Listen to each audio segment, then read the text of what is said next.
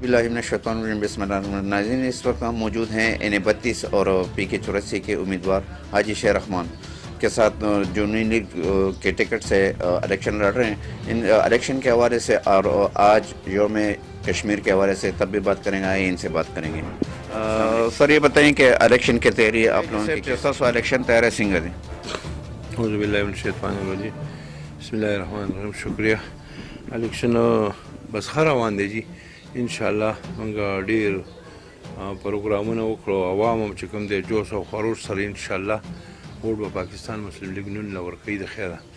او نن خو د یکجهتۍ ورځ ده انشاءالله. کشمیر چې کوم دی کشمیر څخه پاکستان ولاړ دی او انشاءالله د دې بهارت ډیر ظلم بربریت انشاءالله الله پاک به دا راولي چې انشاءالله کشمیر به یو ورځ پاکستان جیسے د خلکو ریسپانس څه دی چې تاسو خلکو ډېر پریشان دي. تېر حکومت نه چې کوم دی د PTI دوه کاله دوه پیرې صوبایي حکومت په مرکز حکومت کومې وعدې نوکرانې کورونه 1 کروڑ نوکرانې 50 لکه کورونه بجلی به ارزانو ګیس به ارزانو هر څه د ګرانۍ سره مخ دي. خلک بېروزګاره دي، پریشان دي. 2700 روپۍ توړه ده. داسې غوړي روزمره سوداګانې ډېرې زیاتې ګرانې دي. تاسو تېر حکومت وګورئ، محمد نواز شریف صاحب حکومت چې په 2018 کې چې کله ختمېده نو پېټرول په 62 روپۍ و، چیني په 50 روپۍ وه، داسې د سرو زرو توله 65,000 وه، داسې اوړه چې کوم دی په 600 په 4,500 داسې ډېر روزمره سوداګانې چې کوم دی د غوړو ډبه په 300 وړه. پریشاني ده د هغې نه خلکو ویل چې یاره د نوره به مرزاني راشي، خو هغه داسې ګراني راله چې پاکستان یې تباه و برباد کړ. د دې مین وجه IMF دی. عمران خان صاحب ډېر په های لیول قرضه اخیستې ده.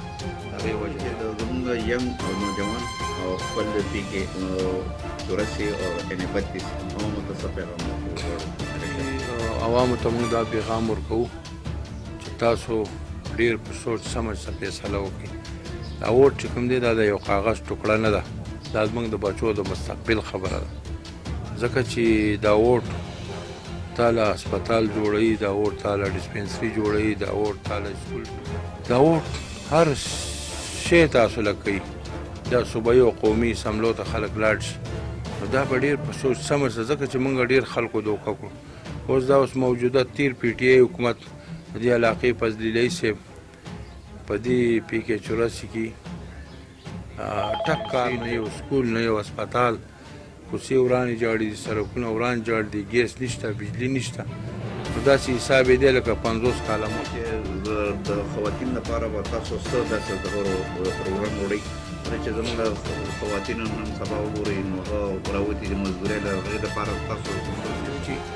تاسو وګورئ مخکانو حکومتونو خو ډېرې وعدې کړې دي او یو وعده هم ترسره نه کړه. نن تاسو وګورئ په دې وخت کې د جمعیت علما اسلام میر پېښور او ګورنر صاحب هغوی سره ډېر اختیارات دي.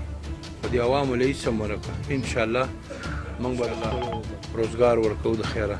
محمد نواز شریف صاحب یو ملک د آبادۍ سړی دی او انشاءالله خپلو بچو له به هم روزګار ورکوو.